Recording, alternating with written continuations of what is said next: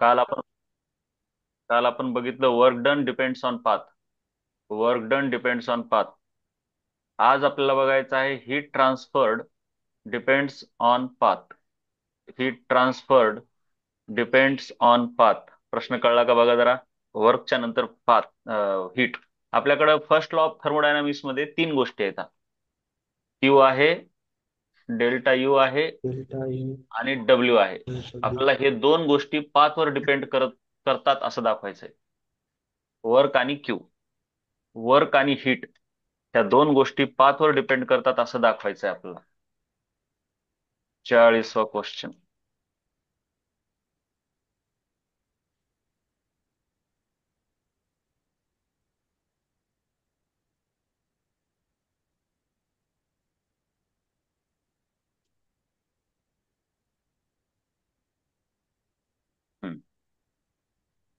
चलो. Heat transferred to the system depends on path followed. आता काय म्हटलंय? The work done W by the system depends on the path followed by the thermodynamic process. आपण हे बघितलं. हे वरच्या क्वेश्चन मध्ये बघितलं का बघा जरा. हे वरच्या क्वेश्चन मध्ये बघितलं का?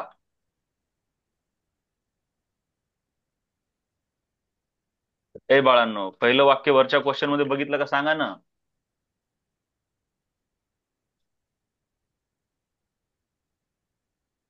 बोला रे. पहिलं वाक्य बघा काय म्हणतंय. Work done depends on path. हा, बघितली. बघितली. आपल्याला हे एवढं जरी नाही लिहिलं तरी चालतंय, भरलं लांबच्या लांब. Work done depends on path. Work done depends on path followed by system. Followed by system, त्याला तेन कसं लिहिलंय उगं भलं. Followed by thermodynamic process. हा पाथ कोण फॉलो करायला? पाथ थर्मोडायनामिक प्रोसेसच फॉलो करायला. ओके, पहिलं वाक्य झालं. दुसरं वाक्य काय म्हणतंय? The change in internal energy depends only on initial and final state. हे महत्वाचं आहे. आता बघा.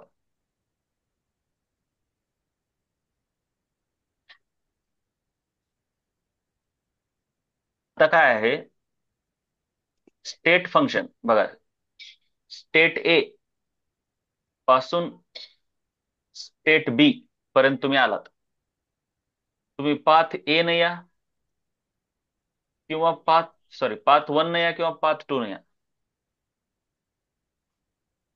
तर डेल्टा यू सेमच राहतो पाथ 1 आणि पाथ 2 चा. म्हणजे डेल्टा यू पाथवर डिपेंड करत नाही. डेल्टा यू पाथवर डिपेंड करत नाही, कारण ते आहे स्टेट फंक्शन. कारण ते काय आहे? State function. स्टेट फंक्शन म्हणजे काय? जे फक्त स्टेटवर डिपेंड करते. जे फक्त स्टेटवर डिपेंड करते. जे फक्त स्टेटवर डिपेंड करते. मग ते अगोदर मी लिहितो. थांबा. त्याच्याही अगोदर एक प्रश्न असला पाहिजे.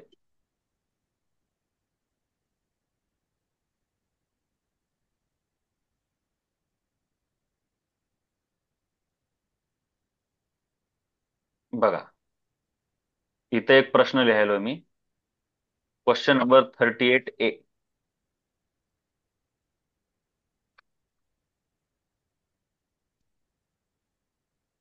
Question number 38A. काय?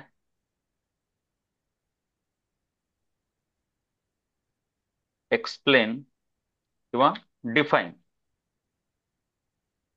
डिफाईन टाइप्स ऑफ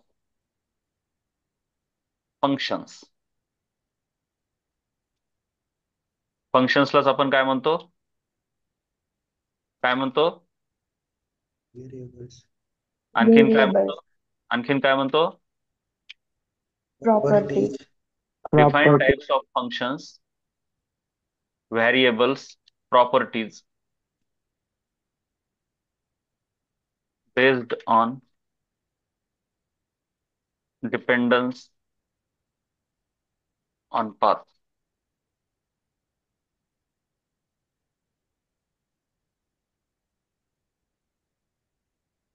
हा तुम्हाला 2 मार्काला प्रश्न येतो. तर बघा,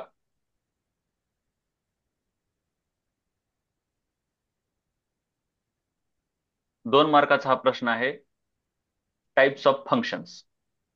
मग फंक्शनचे प्रकार कोणते असतात? 2 प्रकार असतात. There are 2 types of functions. There are 2 types of functions based on dependence on path followed by process. Path कोण फॉलो करायले? पाथ कोण फॉलो करतंय? प्रोसेस. प्रोसेस. पहिला आहे स्टेट फंक्शन.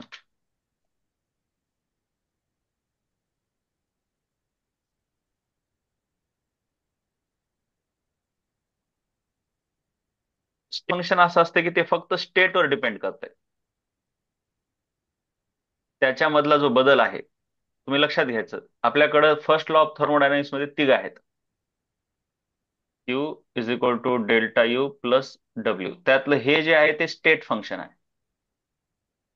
ते फक्त स्टेट, इनिशियल स्टेट आणि फायनल स्टेटवर डिपेंड करतंय. तुम्ही कोणत्या मार्गाने चाललात त्याला फरक पडत नाही. म्हणजे delta U for path 1 is same as delta U for path 2.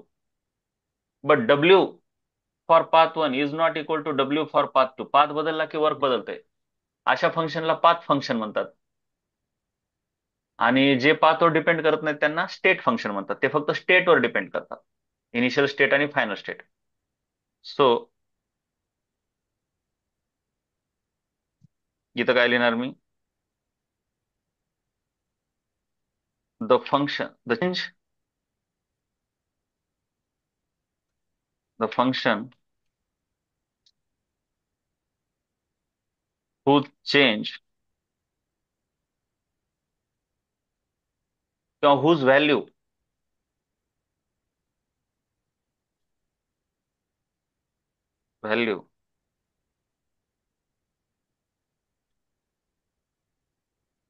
Depends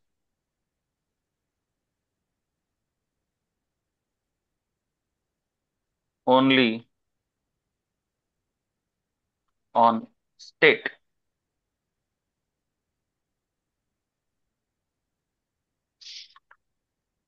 and not on path.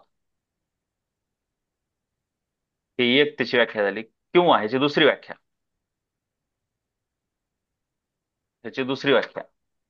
और नीट लक्ष द्या मी काय म्हणालो. व्हॅल्यू म्हणतोय हा.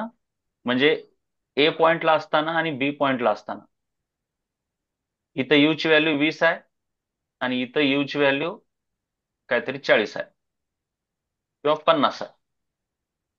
मग तुम्ही कोण्याही मार्गाने असं आलात तरी यू ची व्हॅल्यू तीच राहणार आहे. मग डेल्टा यू काय होणार सांगा बरं? डेल्टा यू काय होणार?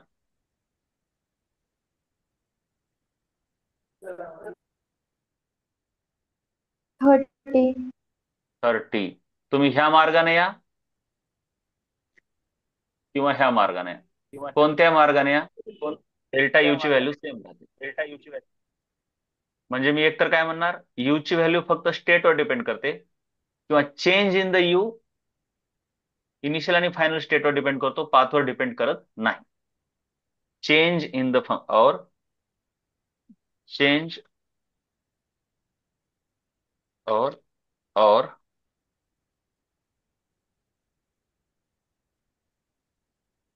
द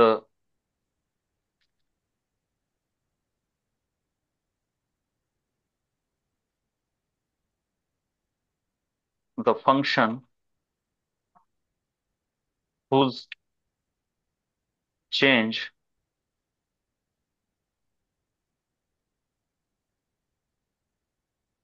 चेंज चेंज बोलतोय आधी, काय बोललो? व्हॅल्यू. व्हॅल्यू म्हणजे यू, चेंज म्हणजे delta. Change depends on only on initial and final state. फक्त इनिशियल आणि फायनल स्टेटवर डिपेंड करते. And does not depend on, सांगा काय? Path. Path. On path. Path followed. हे झालं स्टेट फंक्शन. हे जे एक्झाम्पल खूप महत्वाचे आहेत. इजी. आता त्यांचे नाव लिहित बसत नाही, तुम्ही लक्षात असू द्या. जी एच यू एस आणखीन असतील, पण हे महत्वाचे आहेत. घुस. हे इंटेन्सिव्ह, हे एक्सटेन्सिव्ह प्रॉपर्टीज आहेत, हे पण सांगितलं तुम्हाला मी. एक्सटेन्सिव्ह पण आहेत आणि स्टेट फंक्शन आहेत, हे महत्वाचे. मग ह्याच्यामध्ये इंटरनल एनर्जी आली. फर्स्ट लॉ ऑफ थर्मोडायनामिक्स मध्ये ह्या चार पैकी कोण आहे? फर्स्ट लॉ ऑफ थर्मोडायनामिक्स मध्ये ह्या चार पैकी कोण आहे? यू. बोला. Internal energy. U. U U. आहे इंटरनल.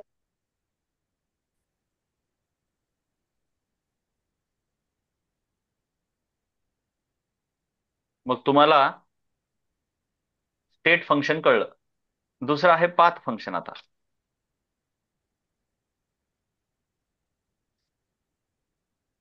पाथ फंक्शन किंवा path variable, the function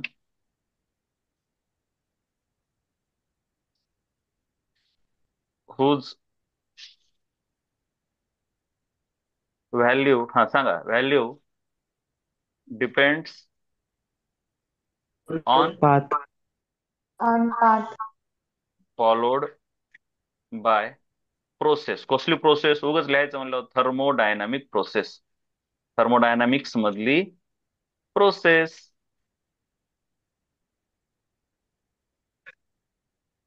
is called लिहायचं असेल तर इज कॉल्ड पाथ फंक्शन वगैरे लिहू शकता तुम्ही, पण आता मी तेवढं लिहित नाही. इजी.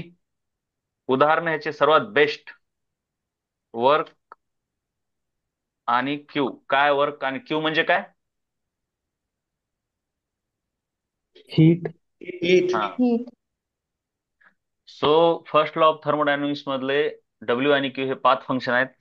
तर यू हे स्टेट फंक्शन आहे. यू हे स्टेट फंक्शन आहे.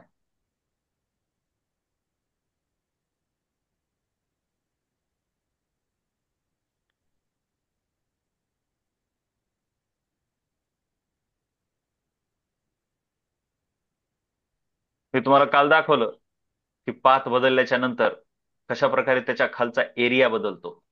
पाथ बदलल्याच्या नंतर कशा प्रकारे त्याच्या खालचा एरिया बदलतो. आणि एरिया बदलला की काय बदलणार? यू बदलणार का वर्क बदलणार? वर्क. वर्क. हा. श्रुती का पूर्ण दिसू दे बेटा, जरा खाली घ्यायचं, जरा कॅमेरा व्यवस्थित ठेवायचा.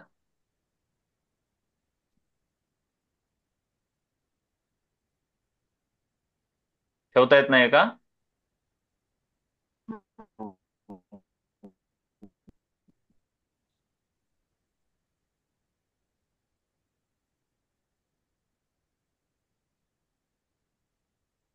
आता बघा,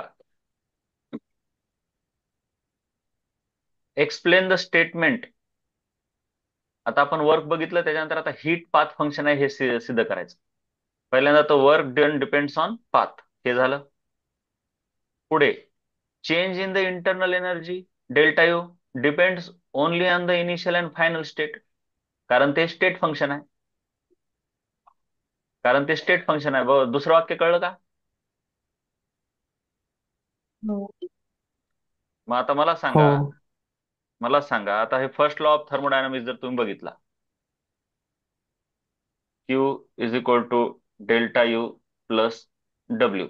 आता डेल्टा यू वन आणि डेल्टा यू टू तर सेम आहे. मग मला सांगा, पाथ बदलल्यावर डब्ल्यू बदलतंय, मग डब्ल्यू बदलल्यावर क्यू तर बदलावंच लागेल, कारण का हे तर फिक्स आहे, बरोबर का? हा. हो. किंवा तुम्ही थोडक्यात असं लक्षात घ्या, delta U is equal to Q minus W. आता डेल्टा यू तर वन आणि टू सेमच आहे. मग समजा तुम्ही पाथ बदलला की डब्ल्यू बदललं म्हणजे वर्क वाढलं, तर मग क्यू पण वाढावंच लागेल, तरच त्यांचा डिफरन्स सेम राहील ना. ते कळलं का रे? हो. हो. हम्म. हो. म्हणून आता काय म्हटलंय, since you is fixed for given initial of final state and W depends on path, it follows that heat transfer also depends on path. त्याचं एकच कारण आहे, कारण डेल्टा यू म्हणजे क्यू मायनस डब्ल्यू आहे. मग तुम्ही पाथ बदलल्यावर डब्ल्यू बदलतंय, पण डेल्टा यू तर बदलत नाही. मग डब्ल्यू जर वाढलं तर क्यू ला पण वाढावं लागेल, डब्ल्यू जर कमी झालं तर क्यू ला पण कमी व्हावं लागेल, जेणेकरून त्यांचा डिफरन्स फिक्स राहील. कारण हे फिक्स ठेवायचं आपल्याला, ह्याला फिक्स ठेवायचं, बरोबर का? हम्म. मग अशा प्रकारे Q also depends on,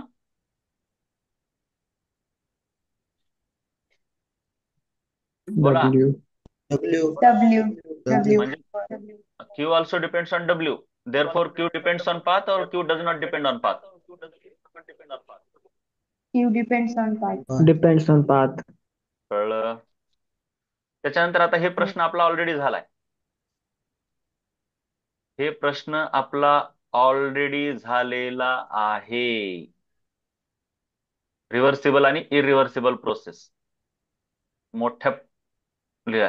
examples of irreversible process बघून घ्या बरं जरा, काय काय दिले. नैसर्गिक प्रक्रिया जवळपास सर्व इरिव्हर्सिबलच आहेत.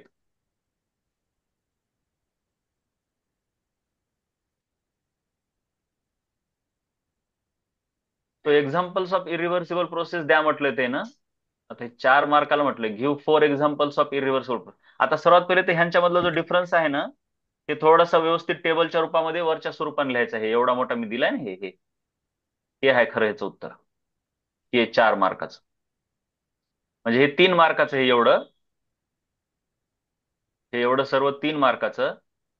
आणि मग एक्झाम्पल एक एक्स्ट्रा द्यायला लावले त्याच्यात, बरोबर का? हो. एक्झाम्पल ते 1 मार्काला, म्हणजे एकूण 4 मार्क. तर मी काय करतो, ठीक आहे.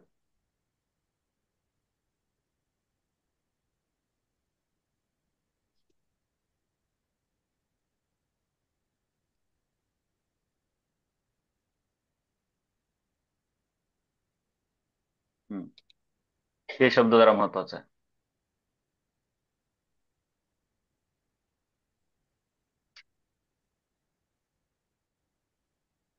कालच्या ह्याच्यामध्ये हे एक पहिली व्याख्या तुमच्या पुस्तकात दिलेली आहे, ते लिहून ठेवा.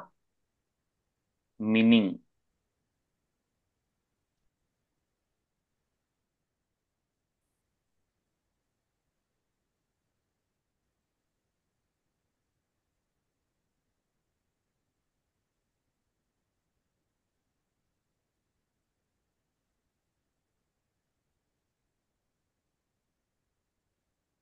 रिव्हर्सिबल म्हणजे कसं, तिला पुन्हा एकदा इनिशियल स्टेटला जशाला तसं नेता येते. रिव्हर्स करणे म्हणजे कळतंय का, जसं की दुधाचं दही झालं, ह्याला रिव्हर्स करता येते का?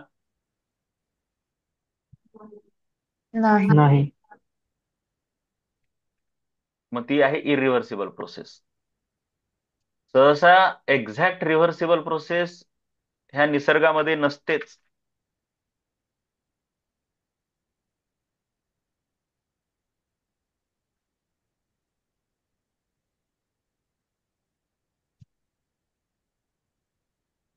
ही डेफिनेशन. हे एवढा एक काय करा तुम्ही, अं, हे एक एक्स्ट्रा पॉइंट लिहून घ्या, ह्याचा स्क्रीनशॉट घ्या बरं.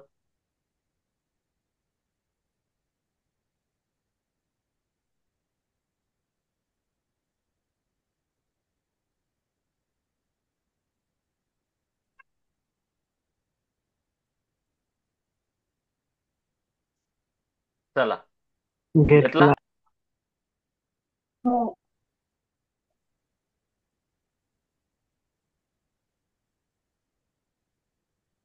हम्म. आता हे 4 मार्काला आहे. पुन्हा एकदा तेच लिहायचंय, फक्त एक्झाम्पल तेवढे लिहायचे. इरिव्हर्सिबल प्रोसेसचे एक्झाम्पल वाचा बघा, काय म्हणते. Heat flow from hotter body to colder body. त्याला उलट करता येत नाही. Free expansion of gas. Free expansion of gas मी कसं सांगितलं, ज्याला की अपोजिंग फोर्स असतो का नसतो?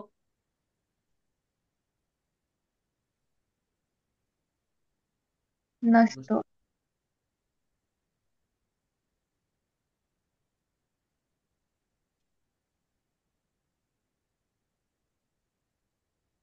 हे आहे ड्रायव्हिंग फोर्स. आणि ज्यावेळेस अपोजिंग फोर्स नसतो, म्हणजेच इकडून काय असते, हवाच नाही, समजा व्हॅक्युम आहे. काय आहे? व्हॅक्युम. व्हॅक्यूम. व्हॅक्यूम. त्याला फ्री एक्सपान्शन असं म्हणतात.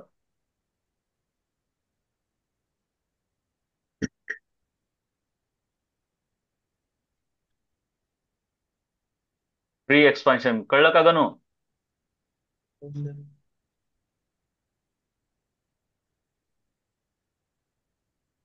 त्याच्यानंतर पुढे काय म्हणतात, diffusion of to dissimilar gases. Diffusion म्हणजे काय? समजा इकडे गॅस आहे, इकडे गॅस आहे, आणि ह्यांना आपण काय केलं, असं नळीनं जोडलं. ह्यांना नळीनं जोडलं तर हे एकमेकात घुसतील का नाही? घुसते. मग एकदा हे एकमेकामध्ये मिक्स झाले की पुन्हा त्याला आपोआप सेपरेट करता येते का? हम्म. आपोआप नाही करता येत. नाही करता येत. सहज ते होणारच नाहीत. मग ही प्रोसेस रिव्हर्सिबल आहे का इरिव्हर्सिबल? इरिव्हर्सिबल.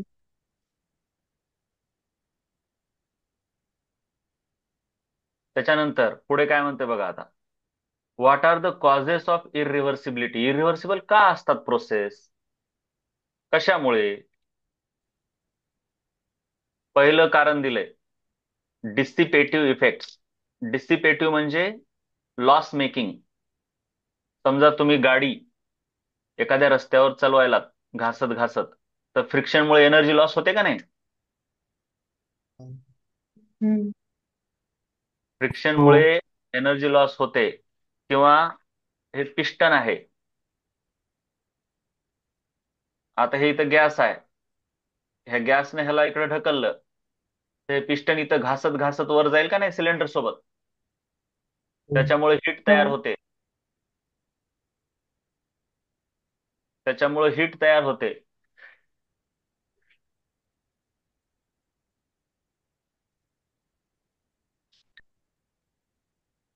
मग हीट तयार झाली की त्यालाच म्हणते डिसिपेटिव्ह इफेक्ट.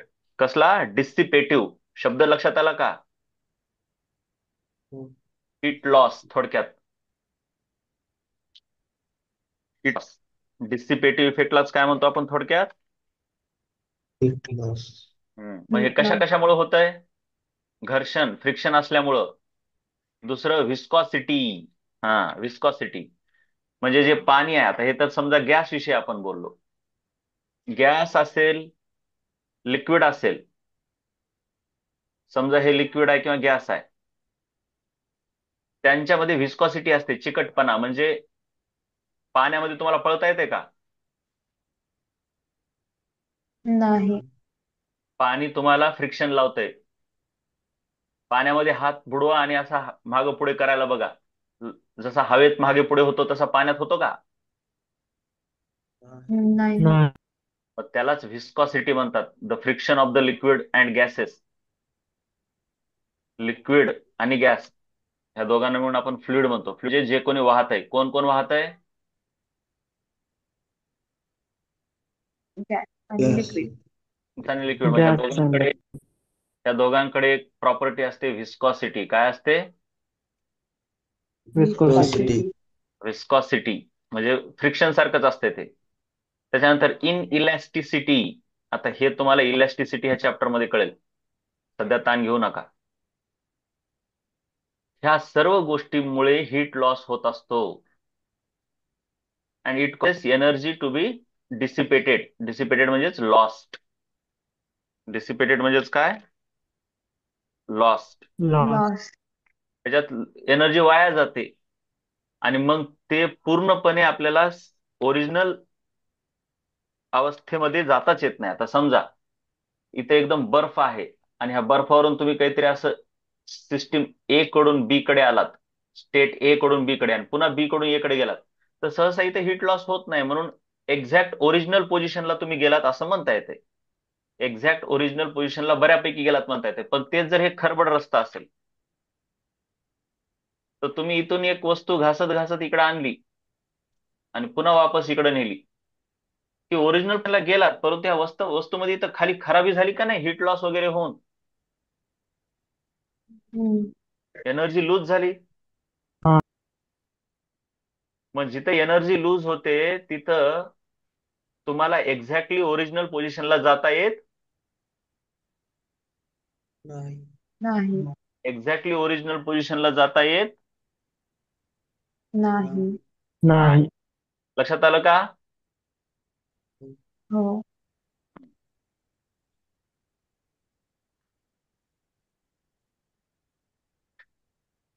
तो लॉस झालेली हीट पुन्हा एकदा आपल्याला रिकव्हर करता येत नाही. म्हणून म्हणून प्रोसेसला इरिव्हर्सिबल म्हणतात, म्हणजे पुन्हा एकदा ओरिजिनल स्टेटला जाताच येत नाही. कळलं पहिलं? हो. प्रोसेस इरिव्हर्सिबल असण्याचं दुसरं कारण काय? मी काय म्हटलं? ड्रायव्हिंग फोर्स आणि अपोजिंग फोर्स ह्यांच्यामध्ये फायनाईट डिफरन्स असतो.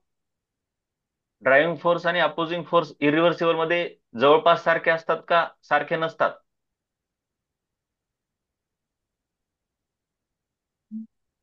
सारखे नसतात. बोला. सारखे नसतात. ऑपोजिट असतात म्हणा. नाही, अपोजिट तर असतातच रे, पण त्यांच्या व्हॅल्यू सारख्या असतात का नाही? नाही, नसतात. नसतात. रिव्हर्सिबल मध्ये कशा असतात त्यांच्या value? Same. Approximately.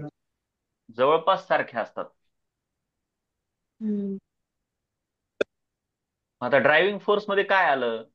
Driving force म्हणजे हमेशा फोर्सच नसतो, प्रेशरच नाही, कधी कधी टेम्परेचर पण असते. म्हणजे ही बॉडी येत आहे 25 डिग्री सेल्सिअसला, ही बॉडी आहे 40 डिग्री सेल्सिअसला, त्यांना जोडलं की इकडून इकडे हीट वाहते, ही पण एक प्रोसेसच आहे.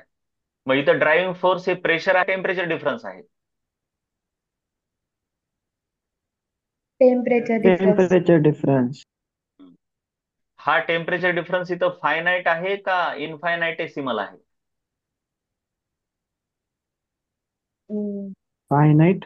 फायनाईट. बोला, हा टेम्परेचर डिफरन्स फायनाईट आहे का इनफायनाइटेसिमल? फायनाईट. फायनाईट आहे. फायनाईट आहे. सो टेम्परेचर डिफरन्स हा फायनाईट आहे.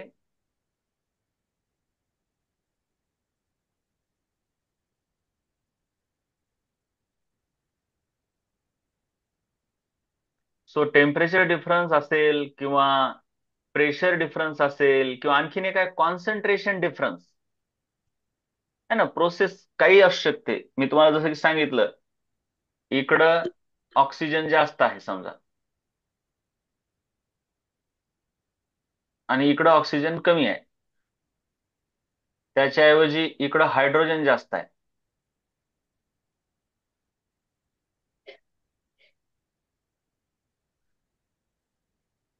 आणि इकडं हायड्रोजन कमी आहे. लेफ्ट राईट, हायड्रोजनचं कॉन्सन्ट्रेशन कोणीकडे आहे? गोल म्हणजे हायड्रोजन, नाही ओ म्हणजे लेफ्ट. ऑक्सिजन म्हणून, चला जाऊ द्या. ओ म्हणजे ऑक्सिजन म्हणून, म्हणजे लक्षात येतं तुमच्या, ओ म्हणजे ऑक्सिजन. हा, ऑक्सिजनचं कॉन्सन्ट्रेट कोणीकडे आहे जास्त? Left side. Left side. हा, मग ऑक्सिजन कुणीकडून कुणीकडे वाहण्याचा प्रयत्न करेल? लेफ्ट कडून राईट कडे. Left to right.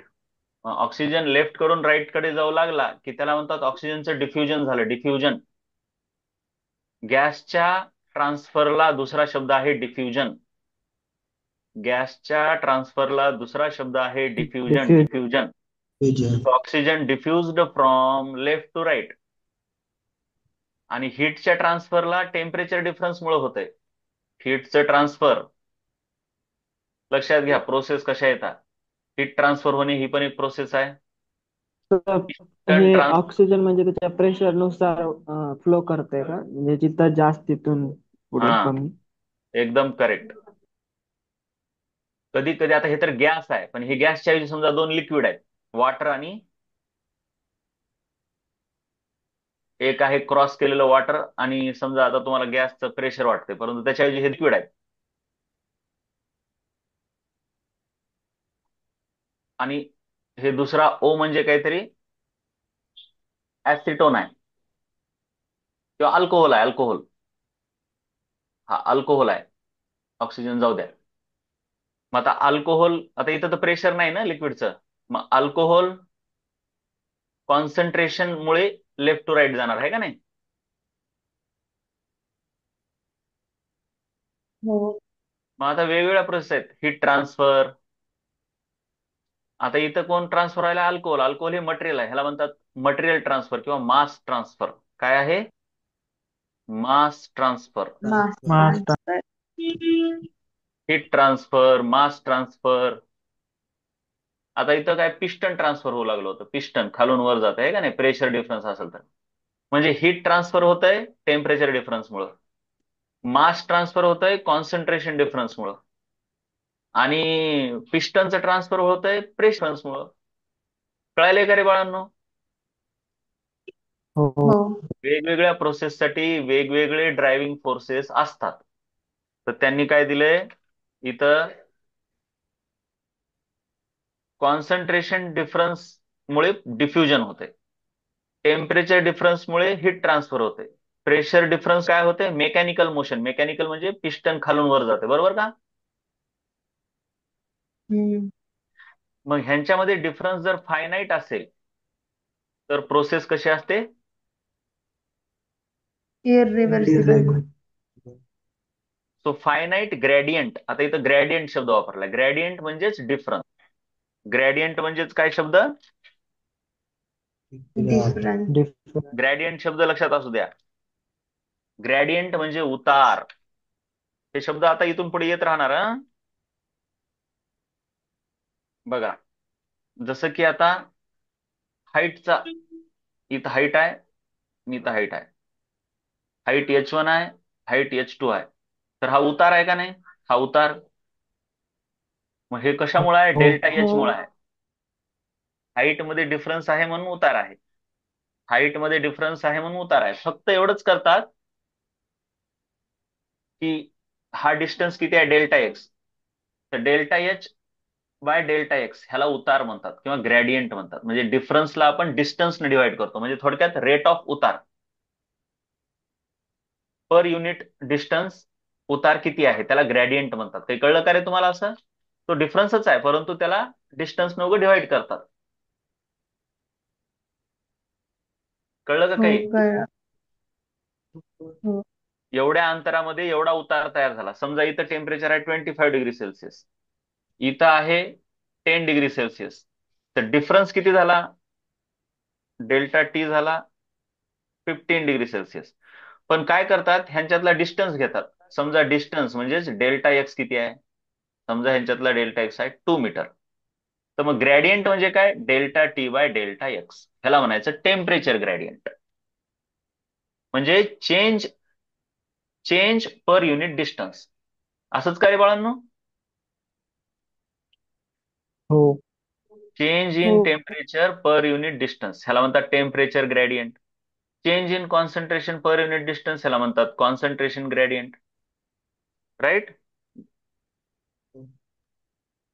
सो हम्म. ग्रेडियंट म्हणजे काय थोडक्यात? ग्रेडियंट म्हणजे difference per unit distance. Difference per unit different. Distance. Difference per unit distance. तो हा ग्रेडियंट कसा असतो? फायनाईट असतो. त्याच्यामुळे प्रोसेस कशी असते? फायनाईट असल्यावर